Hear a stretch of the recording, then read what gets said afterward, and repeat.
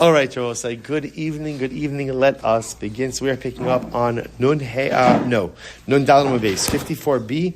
We left off at the two dots, right? Yes. Good. 4 lines up from the bottom. All right, we'll say, by the way, I was going to tell you something just exciting. This is it till the end of the Masechta. Like, these are the kind of Gemaras we have. Mamish, I guess it depends. If it was Chaim giving shir for the next 2 weeks, if it's me giving shir maybe the next 2 months. Let's go. I'm Rabbi Yehuda. Although I did notice that after that block that you were giving shir, there's no more tea or seltzer or anything. What happened? Oh, I threw the guy out. Oh, you threw him. Good for you. That's good for you. Everybody has to be a kandoy. That's something. I'm Rabbi Yehuda. Shlosha tzrichin shimur. Both a very beautiful gemara. There are 3 people who need extra divine protection and providence. Who are the ve'elohein? Chola, chasan, v'kala. A chola, a person who's ill, a chasan and a kala, bride and a groom. Now, I will say this is quite interesting. B'masnisa tana, elsewhere we learn chola, a person who's ill, chaya, a woman who has given birth, chasan v'kala, and a chasan and kala. V'yesh omrim af ovel. Some say even a mourner. V'yesh omrim af tamidi chacham balayla. Others say also Torah scholars at night. People say, what's the pshat? When does a person need extra protection by a Kadosh Baruch Hu, not from a Kadosh Baruch Hu, but by a Kadosh Baruch Hu? So ultimately, again, what it seems to be is in a situation where a person is experiencing extreme bracha, extreme blessing, or in a situation where a person is in danger. Those are times, ultimately, again, that a person is susceptible to the Yetzer Hara, a person is susceptible to the Satan, and therefore, again, they need an additional level of divine protection. So therefore, if you look at this list over here, you have a Chasan and Kala, obviously tremendous mazel. A chola, that's a person whose mazel has been compromised, right? The chayom who's given birth, also tremendous mazel, but also been compromised. And tamidei chachamim at night. So sometimes tamidei chacham at night, by night, maybe the Talmid Chacham is not learning Torah as much as he was by day, and therefore, again, his personal mazel has been compromised. So you see, either at a time when you are the recipient of tremendous divine blessing, right, or you are in a compromised situation, a compromised life situation, that's where one requires Shmira Yisera, additional protection by the Ribono Shel Olam. Really incredible. So the Gemara goes right down. There are 3 things that if you prolong the process, so HaKadosh Baruch Hu gives you a prolonged life. What are those 3 things? I'll also point out over here, the Lashon of Ma'arichin Yamav Ushnosav, right? You have prolonged days and years. So if you think about it, the truth is that is a bit redundant, right? Because at the end of the day, obviously, if you have prolonged years, you have prolonged days. So generally, when you see that expression, it means 2 things. Ma'arichin lo shnosav is usually the expression for longevity. Ma'arichin lo yamav usually means quality of life.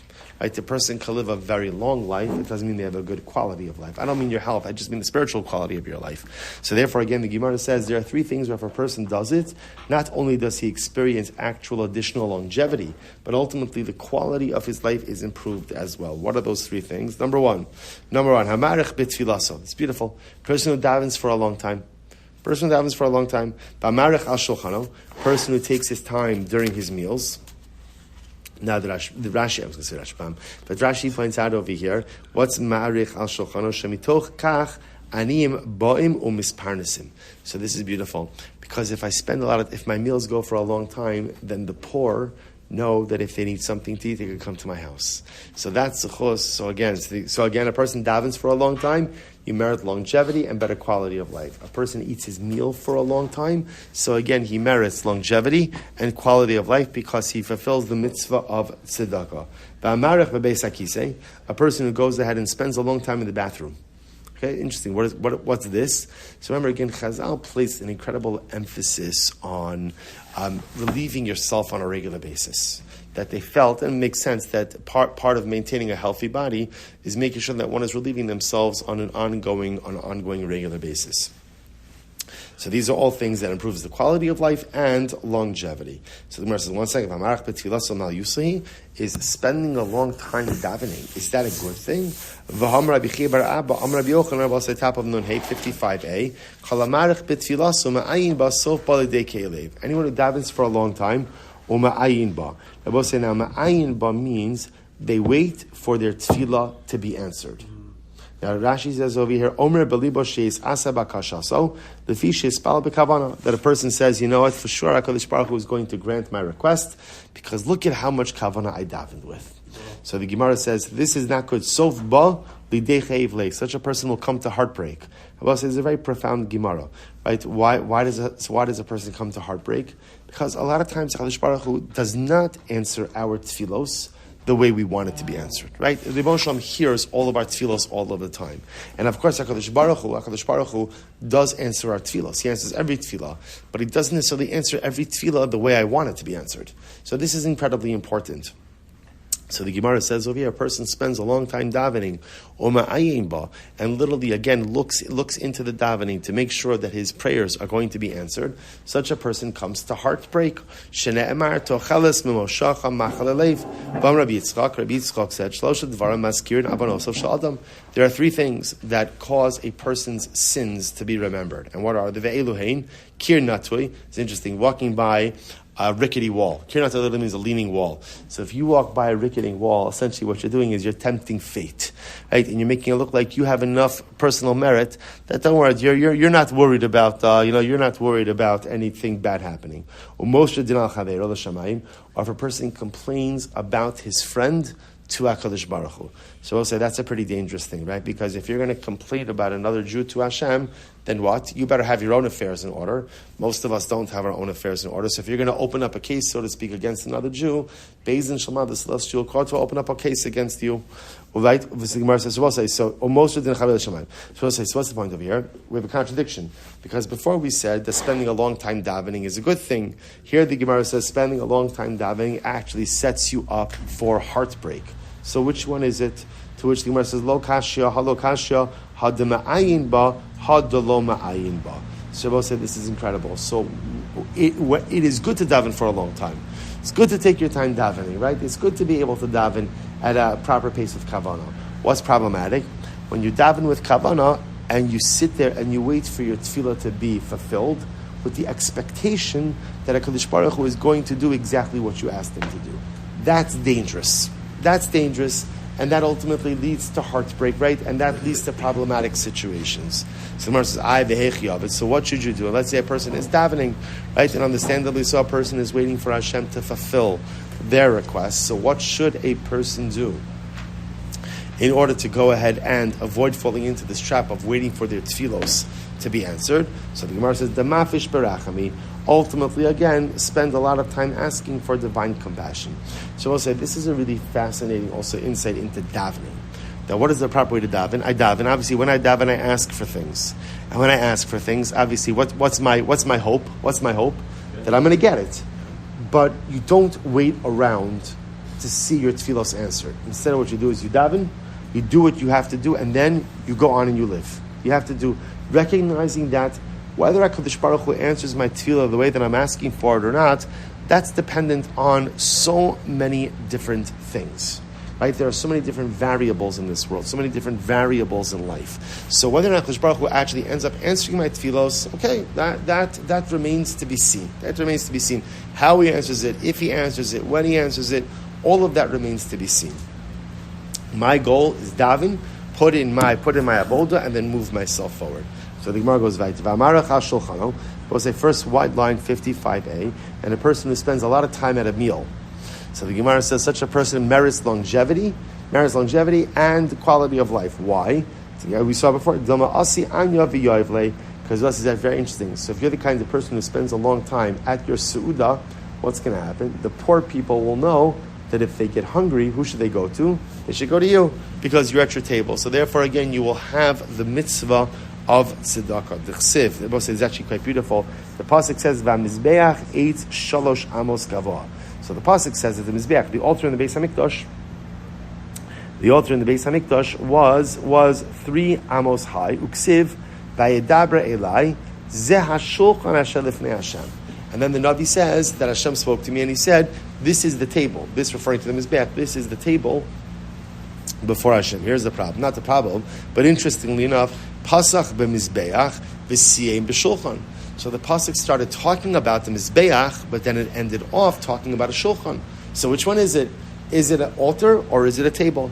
Listen to how beautiful this is. Rabbi Yochanan Rabbi Elazar Rabbi Tabayu calls Mansha Beis Hamikdash Chaim Mizbeach Mechaper Al Yisrael. As long as the Beis Hamikdash stood, the altar was atoned for Klal Yisrael. The Achshav Shulchano Shel Adam Mechaper Alav. And now that there is no Mizbeach, your table atones for you. How does your table atone for you? Hachnasa Sarchim. Isn't that incredible? Hospitality, tzedakah, opening your table, opening your home to other people. That's ultimately, again, what is mechaper. We'll say incredible, right? Now that I don't have a mizbeach, the next best thing to a mizbeach is a shulchan, is a table. Incredible. So the Gemara goes weiter. So the next thing was a person who spends a lot of time in the bathroom. Such a thing apparently, again, improves your quality of life and longevity. The Gemara says, Mal Yusei, really? Is that a good thing? Vatanyo, asar dvarim mevin es ha'adon lidei tachtonios. There are 10 things that cause hemorrhoids. The Gemara says, what are they? Ha'ocha alekanim, whoever eats the leaves of a reed, va'alei gefanim, or the leaves of a grapevine, va'lulave gefanim, or the leaves of a date palm, umorige behema, or literally again the grooved pieces of meat from an animal, v'shidro shaldag, the backbone, the spine of a fish, v'dag maliach shel kol tzarcho, or salted fish that's not fully cooked. By the way, a mefurish raya against raw sushi. I'm just saying. It wasn't made for Yidden. It wasn't made. I'm telling you, this is something we picked up in Gullus. No one ever heard of these things before. 10 years ago? No, now already we're up to meat boards, right? This says it was cooked a little. It was smoked. It was, I still think it's a raya. Vashosa shmari yayin, or a person who drinks dregs, like the bottom, like the dregs of the wine. Vakaniach besid ubecharasis, or one who wipes himself with plaster or with a pottery shard. I think that guy's got other problems, right? But I'm saying, but lamaisa v'amekanech b'tzura shekanach bo chavero. Or remember again, we'll say they used to wipe with stones. So you wiped with the stone that your friend used. Also a variety of other issues associated. Look, that's a friend, by the way. That's a chaver. That's a chaver. I'm sorry, while eating sushi, right? There's v'yish omriv apadola atzmo beisakise yosimidai. And others say, listen to this, one who spends too much time in the bathroom. So Rabbi says, so here it sounds like again spending too much time in the bathroom is unhealthy. The Gemara extolled the virtues. Lo kashya hadim ma'arich v'tali hadim ma'arich v'lo tali. So the Gemara says, oh no, it depends. Spending a long time in the bathroom is good as long as you're sitting. Rabbi say, now what's the logic? The logic is because you're sitting, you have time to take care of your needs. Right? Time to take care of your needs and time to make sure that your body is emptying itself out of all the unnecessary waste versus squatting. If a person who squats for a prolonged amount of time, the Gemara felt, again, I guess that pressure that it exerts actually is problematic als hemorrhoids. Again, I don't know, it'll be interesting to see. Remember, I will say, whenever you see anything about medicine in the Gemara, right? So remember again, that's not Torah per se. That's not halacha. That's reflective of whatever were the conventionally held norms of their time. So it's just interesting. I don't know if there's any relationship to that, but apparently they felt the pressure of prolonged squatting could actually be problematic als hemorrhoids. So the Gemara says, there was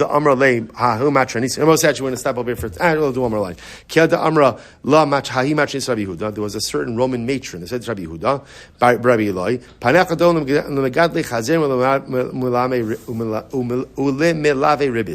she said to Rabbi Yehuda Bar Eloi, your face looks like someone who raises pigs and lends with interest. Now what was she saying? What's the pshat with raising pigs and lending with interest? So apparently these are easy ways to make a lot of money. I guess raising pigs is not hard, and lending interest is not hard. So what she was saying to him is, Rabbi Yehuda Bar Eloi looked like very robust, right? His face was so he looked like he had a lot of money and didn't have a lot of effort with it. So he said to Amrullah, he said, Chas v'shalom, a Yid isn't allowed to raise pigs, and a Yid isn't allowed to go ahead and lend with interest. Ella, Esrim v'arba'a beis hakise ikha mishpizor lebei midrasha dichazilna bedikna nafshay bekulu. But I'll tell you what my secret is. My secret is there are 24 bathrooms between my house and the base medrash, and I use every single one of them, or at least I check myself to see if I need to use it. So that maintaining a constant sense of bodily health is what keeps me looking young and robust. Well, say shkoyach. We have dedications for the bathroom in the new building. There are actually bathroom dedications in the new building. Absolutely. There are.